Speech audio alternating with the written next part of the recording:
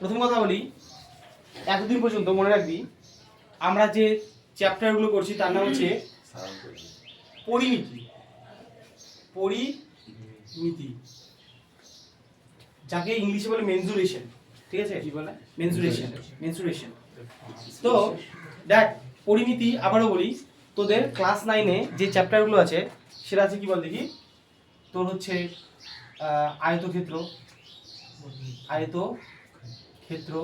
তারপর কি আছে বল, বর্গক্ষেত্র, ঠিক আছে?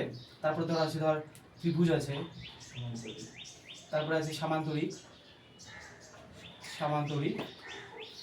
তারপরে আছে রম্বস, আর তারপরে আছে তোর হচ্ছে বৃত্ত।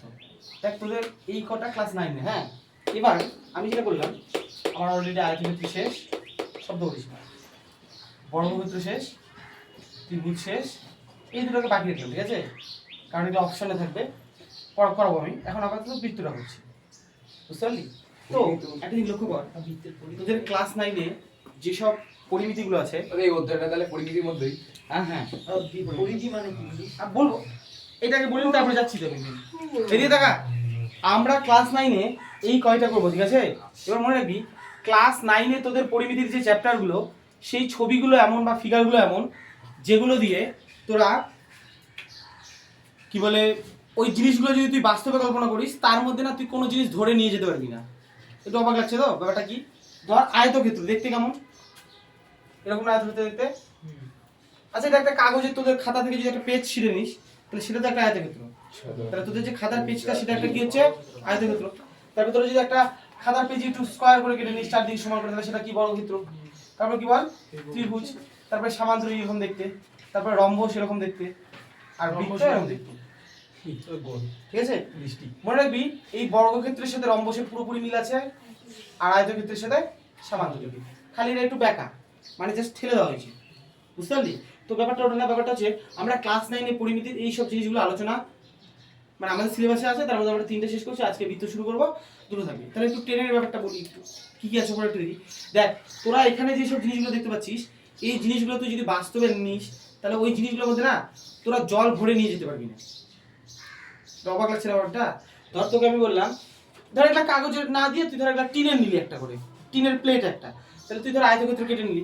এবার তোকে যদি বলি একটা আয়তক্ষেত্রের মধ্যে জল নিয়ে যেতে পারবি? তাই না? তাহলে তোদের ক্লাস 9-এ যেগুলো আছে সেগুলো সব 2D, মানে এগুলোর মধ্যে কোনো আয়তন নেই, বুঝতে পারলি? এগুলোর মধ্যে কোথাও কি তুই এগুলা জিনিসের মধ্যে জল নিয়ে যেতে পারবি? ধর তোকে আমি বললাম যে একটা বর্গক্ষেত্র দিলাম, একটা টিনের একটা প্লেটের মধ্যে দিলাম, তুই যদি বলি কল থেকে জল নিয়ে আনতে পারবি? ওটা তো প্লেট একটা সারফেস একটা, বুঝতে পারলি? কিন্তু ক্লাস 10-এ কি উঠে কি হবে, এই যে ছবিটা দেখতে পাচ্ছিস, আয়তক্ষেত্রটা এরকম হয়ে যাবে,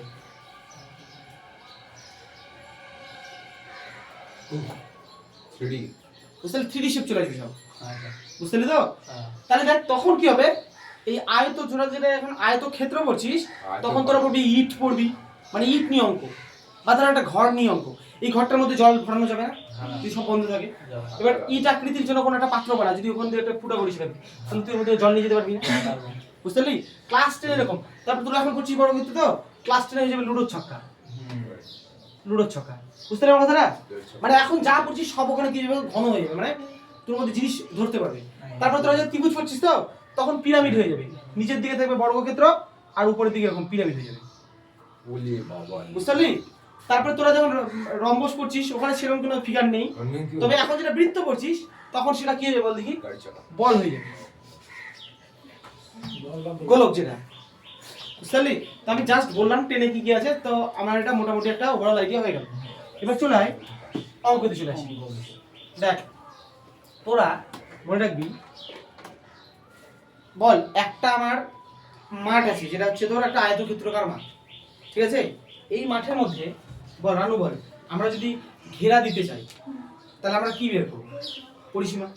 আর মাঝখানে যদি কোনো জায়গায় ধর মেঝে রং করতে চাই বা টাইলস বসাতে চাই, তাহলে সেগুলো কি হবে, ক্ষেত্রফল। এবার দেখ, একটা বৃত্তের ক্ষেত্রে, ধর বৃত্তের ক্ষেত্রে সব থেকে ভালো বুঝতে পারবি, ধর একটা ক্রিকেটের মাঠ, এই ক্রিকেটের মাঠে ধর কাউকে বললাম তোরা বাউন্ডারিতে দড়িটা বিছাই দিয়ে, কি বললাম, বাউন্ডারিতে দড়িটা বিছাই দিয়ে। তো বল এই যে দড়িটা বিছাই দেওয়াটা মানে কি, পরিসীমা, তাই না?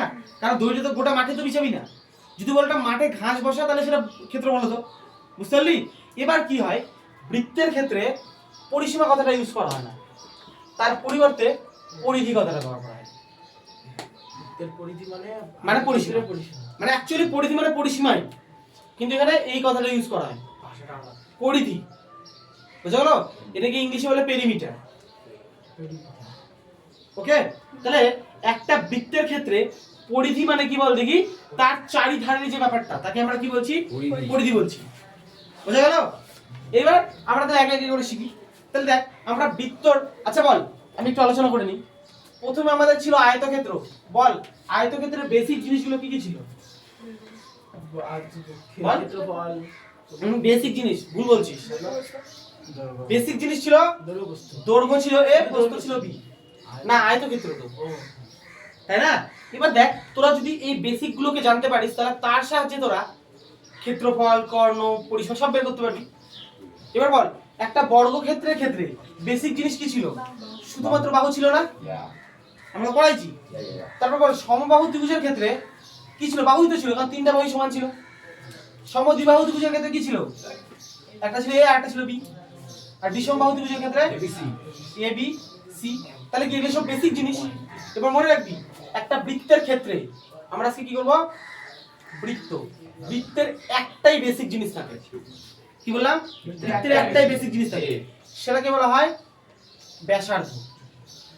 ব্যাসার্ধ সেটাকে প্রকাশ করা হয় ছোট হাতের আগ দিয়ে। ব্যাসার্ধ মানে কি? ব্যাসার্ধ মানে বলবো সব বলবো। আধা পর্যন্ত। ব্যাসার্ধকে ইংলিশে বলে রেডিয়াস। রেডিয়াস, ঠিক আছে? তাহলে আমরা কি বলবো, ব্যাসার্ধকে আমরা প্রকাশ করবো কি দিয়ে? আর দ্বারা। বুঝা গেল? এবার তাহলে তোদেরকে বুঝাতে হবে যে জিনিসগুলো কি অ্যাকচুয়ালি। তাহলে দেখ আমি একটা বৃত্ত আঁকালাম, বুঝতে পারলি?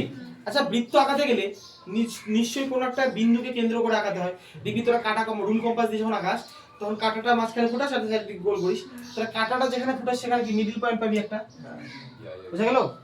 এবার মিডল পয়েন্ট থেকে তুই যেই দিকেই যা বলতো দূরত্বটা একই হবে না আলাদা হবে? একই হবে। একই হবে। কেন? একটা সাইকেলের যখন তুই চাকাটাকে দেখবি, সাইকেল কিন্তু সব স্পোকগুলো একই মাপের হয়, বুঝতে পারলি? তাহলে মনে রাখ এই কেন্দ্র থেকে এই যে এই কেন্দ্র থেকে এটাকে আমরা কি বলছি বল, পরিধি। তাহলে কেন্দ্র থেকে যে পরিধির যে দূরত্বটা তাকে আমরা বলবো ব্যাসার্ধ। বুঝতে পারলি? শুধু এইটুকুটা না, এই দিকটাও? না তুই যেখানে তুই যেখানে ইচ্ছে নিতে পারিস, তুই যেখানে ইচ্ছে নিতে পারিস, এগুলো সব পরিধি, সরি ব্যাসার্ধ। সাইকেল চাকা এগুলো সব কি বল দেখি, ব্যাসার্ধ। ব্যাসার্ধ মানে বৃত্তের অর্ধেকটা না? হ্যাঁ তো বৃদ্ধের অর্ধেকটাই ধরো, তুই যেখানে অর্ধেকটাই ধরছিস। কেমন করে অর্ধেক হচ্ছে? কেমন অর্ধেক হচ্ছে? ওই সবগুলো দাগ মিশিয়ে দাও। আমি ছিলাম দিয়ে তুমি যেইটুকু দাগ দিলে এইটুকু দাগটা দাও। দিলাম কেমন করে অর্ধেক মনে হচ্ছে? গোটাটাই, গোটা নাই, গোটা এটা গোটা, তার অর্ধেক তো এটাই। এই ব্যাসার্ধ মানে তো গোটা বৃত্তটার অর্ধেক না? না না না ব্যাসার্ধ, তাহলে তো বৃত্তার্ধ বলতো, বৃত্তার্ধ তো বলেনি, ব্যাসের অর্ধেক সেটা ব্যাসার্ধ। মনে রাখবি? আচ্ছা ব্যাসটা বলে দিচ্ছি, আমি সব বলে দিচ্ছি। তাহলে শোন এদিকে দেখা, আমার কথাগুলো ভালো করে শোন, নাহলে কিন্তু পরে অসুবিধা লাগবে। একটা সাইকেলের ক্ষেত্রে যে স্পোক, চাকার যে স্পোক গুলো থাকে সেগুলোকে আমরা কি বলবো বলতে কি, ব্যাসার্ধ। বুঝতে পারলি? এবার দেখ ব্যাসার্ধ যত বাড়বে তত বৃত্তটা কি হবে, বড় হবে না? তুই যে রুল কম্পাসটা নিয়ে যখন আকাশ, তুই যদি যত এটাকে বাড়াতে থাকবি তত বৃত্তটা বড় হবে। তাহলে এই বৃত্তের ক্ষেত্রে তার যে বেসিক জিনিসটা তার নাম কি, ব্যাসার্ধ। বুঝতে পারলি? এবার আমি ব্যাসটা একটু বলি, বুঝাই। শোন ব্যাস মানে কি বল দেখি, তোকে যাত্রা শুরু করতে হবে পরিধি থেকে। কি বললাম? যাত্রা শুরু করতে হবে পরিধি থেকে, আবার যাত্রা শেষ করতে হবে কোথায়? পরিধিতে। বুঝতে পারলি? তাহলে বল যাত্রা শুরু করলাম পরিধি থেকে আর আমি শেষ করলাম ধর পরিধিতে।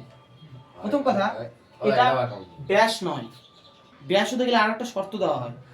আচ্ছা এটাকে কি বলে বল দেখি, মাঝখানেটাকে কেন্দ্র বলে, বৃত্তের কেন্দ্র। তাহলে ব্যাস এইটা যদি খুঁজে পেতে যাস তাহলে আমার কথাগুলো শোন। নাম্বার 1, তোকে যাত্রা শুরু করতে হবে পরিধি থেকে। এই বৃত্তের তুই মাঠের মাঝখানে আসিস, তোকে হাঁটা দেওয়া শুরু করতে হবে কোথায় থেকে? পরিধি, মানে যেখানে বাউন্ডারি লাইন থাকে, যেখানে তোর একটা ক্রিকেট মাঠের সাথে তুলনা কর, তাহলে তুই হাঁটা দিবি কোথায় থেকে? বাউন্ডারি লাইন থেকে। আর তোকে পৌঁছে দেবে আরেক দিকে, মানে বাউন্ডারি লাইনে, কিন্তু শর্ত একটা, তোকে ওই কেন্দ্রটাকে টাচ করে যেতে হবে। তার মানে তোকে কি, তুই যেখান থেকে শুরু কর, তুই এখান থেকে শুরু করিস তাহলে এইভাবে যেতে হবে, তুই এখান থেকে শুরু করিস এইভাবে যেতে হবে। সেটা প্রথমে দিলে টানটা কি হবে? ওটা হয় না, আমার কথা শোন, আমার কথাটা কি শোন। বললাম ব্যাস মানে কি, তোকে মাঝ বরাবর যেতে হবে।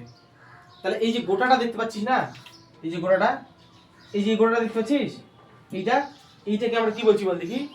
ব্যাস। কি বলছি? ব্যাস। তাহলে ব্যাসের যে সূত্রটা সেটা কি হবে বল দেখি? 2r। কেন?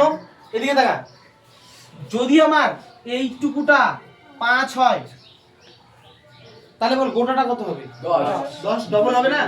তাহলে দেখ ডবল কিভাবে পাবো? 5 কে 2 দিয়ে গুণ করলে পাবো না? তাহলে দেখ ব্যাসার্ধ যদি r হয় তাহলে ব্যাস কত? 2r। এটা কিন্তু সব জায়গায় লাগবে, বুঝতে পারলি? তাহলে ব্যাস হচ্ছে আমার 2r, ব্যাসার্ধ কত? r। কিন্তু অঙ্কের মধ্যে বেসিক জিনিস কোনটা? r। এছাড়া কিছু নাই কিন্তু অঙ্কের মধ্যে, মানে r ছাড়া আর কিছু নাই। বেশি কি এটা বুঝলাম না।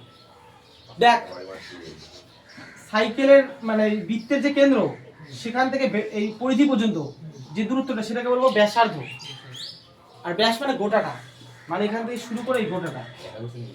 ব্যাসার্ধটা বুঝতে হবে। ব্যাসের অর্ধেক সেটাই ব্যাসার্ধ। আচ্ছা আমি একটা স্পষ্ট কথা বলি, এটা বৃত্ত তো, এর ব্যাস কোনটা বল? এই গোটাটা ব্যাস। তাহলে তার অর্ধেক যেটা দেখতে পাচ্ছি মানে এই দিকটা সেটা ব্যাসের ব্যাসার্ধ। ও ব্যাসের অর্ধেক ব্যাসার্ধ। ব্যাসার্ধ। ব্যাসের অর্ধেক ব্যাসার্ধ। কিন্তু সবসময় শুরু করতে হয় হচ্ছে r থেকে, ব্যাসার্ধ r আর ব্যাসটা 2r। ব্যাস বের করার সূত্রে কি আর ওটা? হ্যাঁ, ধর কোনো অঙ্কে দেখলি যে ব্যাসার্ধ বলেছে 5 মিটার, তোকে বললো যে ব্যাস বের করতে বললো, তাহলে 2r মানে 2 × 5 মানে 10 মিটার। ঠিক আছে? সূত্রটা আর আরটা আছে দেখ, লিখে নে, বলতে শুরু রেখে পুরো পরিধি। বিস্তৃত চলে পরিধি। এটা সূত্রগুলো আমাদের পাইটাই আছে না? হ্যাঁ, তোরা এখানে পায়ের মান ধরবি কত বল দেখি? 22/7। 22/7। ওটা কি ফিক্স না? হ্যাঁ ফিক্সড, পাইটা ফিক্সড। ক্ষেত্রফলটা পাই আর স্কয়ার, যদিও এই চ্যাপ্টারে নাই। Pi square. একক লিখলাম, হ্যাঁ একক একক একক বর্গ একক। ব্যাস।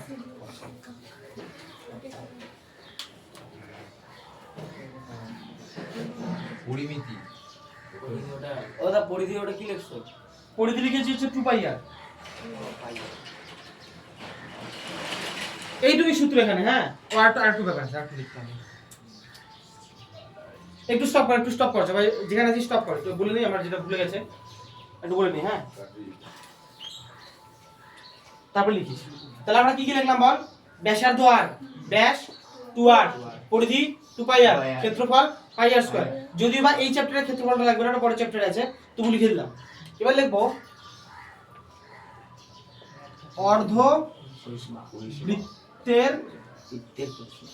অর্ধবৃত্তের পরিধি। আচ্ছা দেখ মাঠটা যদি এরকম হতো, অর্ধবৃত্ত মানে কি? অর্ধেক বৃত্ত, তাই না? তার যে পরিধি, তার সূত্রটা মনে রাখবি। পরিধিটা কেমন জিনিস? হ্যাঁ, পরিধি মানে পরিসীমাটা। অর্ধবৃত্তের যে পরিধি তার সূত্র হচ্ছে πr + 2r, আর কমন গেলে অর্ধবৃত্তের পরিধি π + 2। আচ্ছা শুধু পরিধির সূত্র নেই? এই তো পরিধি সূত্র, এই তো।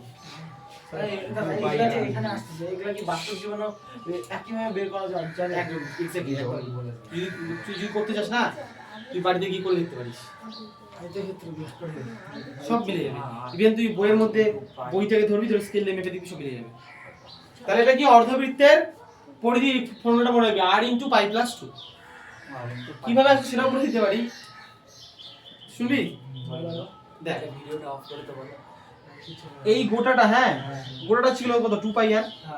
তাহলে অর্ধেকটা হবে শুধু πr, মানে এইখান থেকে এই দিকটা, হ্যাঁ হাফ।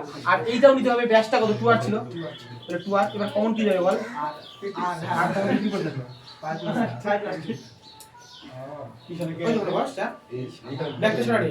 আরে এখানে বসতে পারবে, যা বসতে যা, তাহলে এখানটা বসে বল, সবার থেকে বেস্ট উপায়। এখানে বসবা। না আমি এটা বলবো ফিক্স। হ্যাঁ প্রথম অঙ্কটা করবো। হ্যাঁ প্রথম অঙ্কটা আমি শুরু করছি, তোরা তুমি শুরু করো, তারপর হিস্ট্রি। আজকে 10টা করো।